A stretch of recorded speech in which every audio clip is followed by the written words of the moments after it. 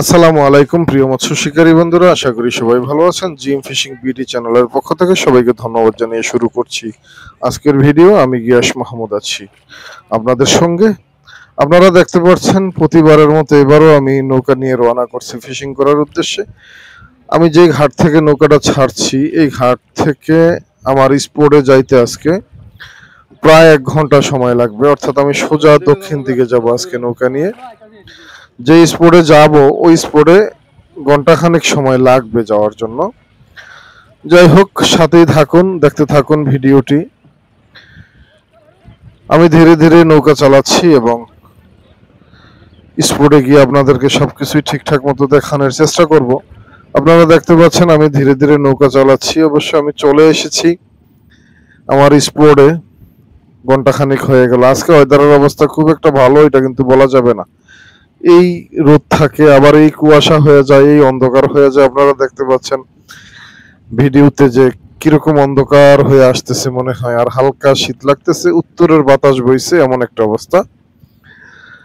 যেখানে আসছি এখানে মোটামুটি মাছ আছে, খুব বেশি মাছ আছে বিষয়টা কিন্তু এমন না। আমি আগে পরে অনেক ভিডিওতেই বলেছি যে আমাদের নদীটা হচ্ছে ছোট নদী। এই নদীতে বর্ষায় যখন ভরপুর পানি থাকে তখন মাছও মোটামুটি ভরপুর থাকে। আবার পানি কমার সাথে সাথে সব মাছ ধীরে ধীরে বড় নদীতে চলে যায়, অর্থাৎ মেঘনা, পদ্মা, ওই সমস্ত নদীতে চলে যায়।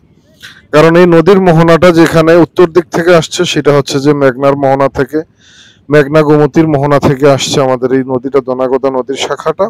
আর দক্ষিণ দিকে যায় লাগছে পদ্মা এবং মেঘনার সাথে, ওইখানে 3 নদীর একটা মোহনাই আছে।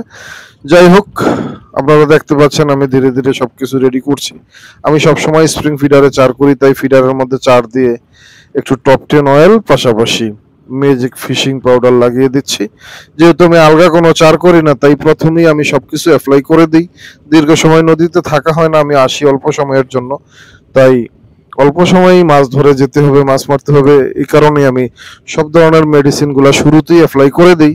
আপনাদেরকেও যে শুরুতে সবকিছু অ্যাপ্লাই করতে হবে বিষয়টা না, শুরুতে আমি মনে করি চার করলেই যথেষ্ট। সাথে একটু টপ 10 অয়েল দিলে হয়তো তাড়াতাড়ি মাছ আসতে সহযোগিতা করে। পাশাপাশি যদি ম্যাজিক ফিশিং পাউডারটা লাগিয়ে দিতে তাহলে আরো তাড়াতাড়ি, কাছাকাছি মাছ থাকলে কিন্তু আপনার চারে মাছ আসতে খুব একটা দেরি হবে না। আমি প্রথম বড়শিটা ফেলে দিলাম। আপনারা দেখতে পাচ্ছেন আমার ছিপের সাথে কিন্তু একটা সুতা বাঁধা, কট সুতা। এটা বাঁধা এই কারণে ভাই, আমাদের নদীতে অহরহ এই ধরনের কাহিনী ঘটে, মাঝে মধ্যে টান দিয়া ছিপ নিয়ে যায়। আর নদী তো নদী, আমি যেখানে বসছি এখানে প্রায় 12-14 হাত পানি আছে বা 15 হাত পানি আছে। এখানে ভাই চাইলেই নামা সম্ভব না, ডুব দিয়ে ছিপ তোলা সম্ভব না।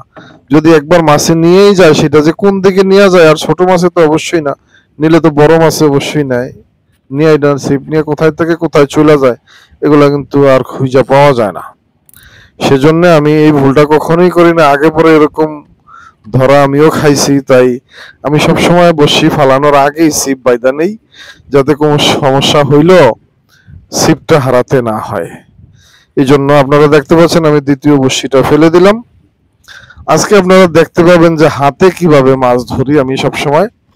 এখন সময় হয়ে আসছে হাতে মাছ ধরার মতো। আপনারা দেখছেন আমি পুরো ভিউটা আপনাদেরকে দেখানোর চেষ্টা করছি। আমি যেই জায়গাটায় বসছি এই জায়গাটা হচ্ছে আমাদের মাছুয়া খাল বাজারের দক্ষিণ দিকে আমুয়াকান্দার মোড়। যারা আমাদের এই অঞ্চলে সবসময় ফিশিং করতে আসেন, কুমিল্লা থেকে, ঢাকা থেকে অনেকেই আসেন এই অঞ্চলে। ওই যে সামনে দেখছেন এটা একটা ব্রিকফিল্ড। এই ব্রিকফিল্ড থেকে একটু উত্তর পূর্ব কোনায় আমি আছি, একটা জাকের পাশে বসছি।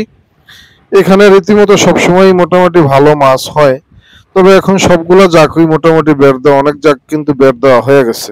আর বের দেওয়া হয়ে গেলে কিন্তু সেই জাকে আর মাছ থাকে না, থাকলেও কম থাকে। আর এখন আমাদের সিজনটা মোটামুটি শেষ হয়ে গেছে। আপনারা দেখতে পাচ্ছেন আমার হাত বড়শিতে একটা মাছ অলরেডি হিট হয়ে গেছে, আপনাদেরকে দেখাচ্ছি। প্রথম হিটটা পাইতে কিন্তু খুব একটা দেরি হইল না। আমি সবসময় বলে থাকি আপনাদেরকে ভিডিওতে যে আমি ছিপের চেতে হাত বড়শিতে মাছ বেশি পাই। কারণ হাত বড়শিতে মাছ বেশি পাই এই কারণে, নৌকার নিচে সবসময় মাছ ঘোরাঘুরি করে, তাই ওই মাছগুলাই কিন্তু হাত বড়শিটা আগে নেয়। এই যে আপনারা দেখতে পাচ্ছেন এটা ছোট একটা মিরকা মাছের বাচ্চা। মাছ যাই হোক, নদীর মাছ, প্রথম মাছ, প্রথম হিট, এটাকে খুব একটা অবহেলার চোখে আমি কখনোই দেখি না। আপনারা দেখছেন আমি দ্বিতীয়বার টোপটা রেডি করে ফেলতেছি হাত বড়শির। আজকে হাত বড়শিতে মাছ ধরবো, যেহেতু আমি হাত বড়শি দুইটা ফেলছি আর ছিপ ফেলছি দুইটা। আমি সবসময় দুইটা সর্বোচ্চ তিনটা ছিপ ফেলি, তিনটার বেশি আমি ফেলি না। একা ফিশিং করতে আসলে তিনটার বেশি ছিপ ফেলা সম্ভব না। এই যে দেখছেন আপনারা, আরেকটা মাছ হিট হয়ে গেছে, তাও আমার হাত বড়শিতে। এটা আমি শুরু থেকে ক্যামেরাটা চালু ছিল না, তাই আপনাদেরকে পুরোপুরি দেখাইতে পারি না। এই যে দেখতে পাচ্ছেন দ্বিতীয় হাত বড়শি, এটা যেটা দিয়ে আমি ফ্লোটিং করে থাকি সব সময়। আগে পরে অনেক ভিডিওতে কিন্তু আপনারা এই দৃশ্যটা দেখেছেন যে আমি হাতে কিভাবে মাছ হিট করি এবং হাতে কিভাবে মাছ টেনে তুলি। তার মধ্যে আজকে দুইটা হাত বড়শি ফেলছি আর দুইটা ছিপ। ছিপে কিন্তু আমি এই পর্যন্ত কোনো হিট পাই নাই, আপনারা খেয়াল করছেন কিনা জানি না। শুরু থেকেই যদি আপনারা দেখেন যে ছিপে কিন্তু আমি এই পর্যন্ত একটা হিটও পাই নাই, যা পাইছি সম্পূর্ণ হাত বড়শিতে। এই যে আরেকটা মাছ আমার হিট হয়েছে, আপনারা দেখতে পাচ্ছেন আরেকটা মাছ হিট হয়েছে। দেখি এটা কি মাছ, উঠাইলে বোঝা যাবে। মাছটা খুব বেশি বড় এমন কিন্তু না, মাছ ছোট। আল্লাহ, একেবারে ছোট মাছ। এটা গইন্না মাছের একটা বাচ্চা।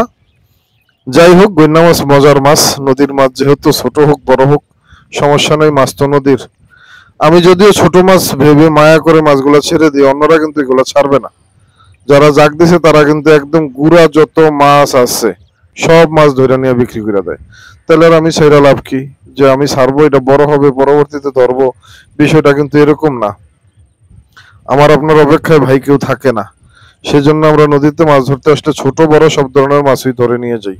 এই যে আরেকটা মাছ আমার হাতে হিট হয়েছে। আজকে আমি যা ধরছি হাতেই কিন্তু ধরছি, আপনারা দেখতে পাচ্ছেন। আর ওয়েদারটা কিন্তু এখন খুব একটা ভালো থাকতেছে না, একদম পুরা অন্ধকার হয়ে আসতেছে, এমন একটা অবস্থা। বৃষ্টি হবে কিনা জানি না, কিন্তু কুয়াশা, প্রচন্ড কুয়াশার মতো চতুর্দিকে কুয়াশাচ্ছন্ন হয়ে আছে। আপনারা দেখতে পাচ্ছেন আরেকটা মাছ আমি তুলতেছি। মাছটা কি মাছ? এই যে এটা একটা গইন্না মাছ। হ্যাঁ, এটার মাছটা অন্য মাছগুলোর চেয়ে একটু বড়। যাই হোক, এই সাইজের 10-15-20টা মাছ পাইলেও কিন্তু পোষায় যায়। একদিনে ফিশিং করতে আসলে এই সাইডের 10-15-20টা মাছ পাইলেও কিন্তু খরচটা পোষাইতে দেরি হয় না, সমস্যা হয় না। আপনারা দেখতে পাচ্ছেন আমি একের পর এক যে মাছ তুলছি সম্পূর্ণ হাত বড়শিতে।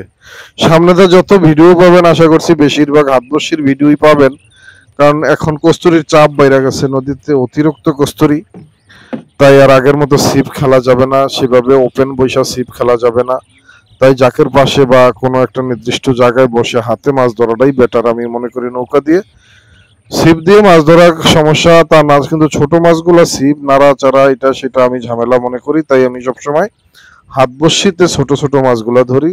এটা আপনারা সবসময় আমার ভিডিওতে দেখে থাকেন।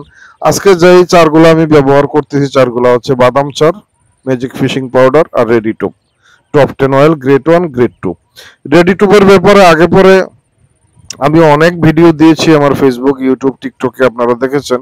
রেডি টুপের ব্যাপারে ওয়াজের কোনো দরকার নাই আমি মনে করি না, কারণ রেডি টুপ দিয়ে কিভাবে মাছ ধরি বা অনেকেই ব্যবহার করে থাকেন রেডি টুপটা। যারা নিয়েছেন তারা অবশ্যই জানেন আমার রেডি টুপটা কিরকম কাজ করে।